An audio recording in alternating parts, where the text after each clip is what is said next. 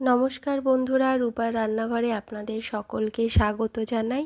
আজকে আপনাদেরকে করে দেখাবো পমফ্রেট ফিশ ফ্রাই। তো চলুন দেখে নেওয়া যাক আমি কিভাবে রান্নাটা করলাম। প্রথমে পমফ্রেট মাছগুলোকে এভাবে মাঝখান থেকে চিড়ে নিয়েছি।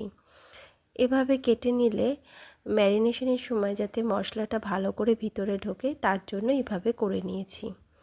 এবারে মশলাটাকে রেডি করার জন্য নিয়েছি কিছুটা পরিমাণ মতন লবণ, হলুদ গুঁড়ো, আদা রসুন বাটা, কাশ্মীরি রেড চিলি পাউডার, জিরে গুঁড়ো, গোলমরিচের গুঁড়ো, চাট মশলা আর একটা পাতিলেবুর রস।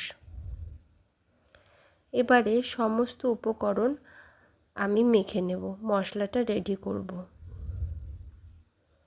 আপনারা চাইলে কিন্তু এর মধ্যে টক দইও দিতে পারেন, তবে টক দইটা থেকে ভালো করে জল ঝরিয়ে তারপরে এটা ব্যবহার করবেন। এবার এই মশলাটা ভালো করে মাছের মধ্যে মাখিয়ে দেব।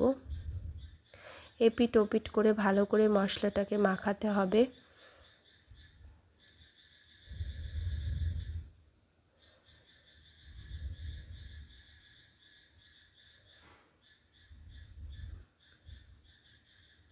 মশলা মাখানো হয়ে গেছে, আমি এটাকে আধা ঘন্টার মতন ফ্রিজে রেখে দেব।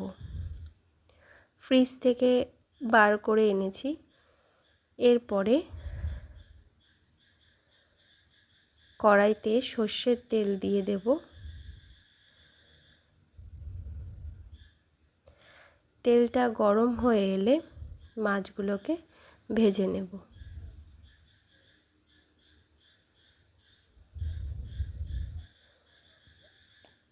আমার একটা মাছ ভাজতে 4 থেকে 5 মিনিট মতন সময় লেগেছে।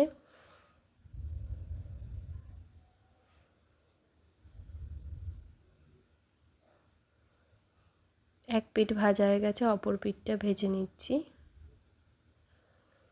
এভাবে মাছগুলোকে ভেজে নিয়েছি। তৈরি আমার পমফ্রেট ফিশ ফ্রাই।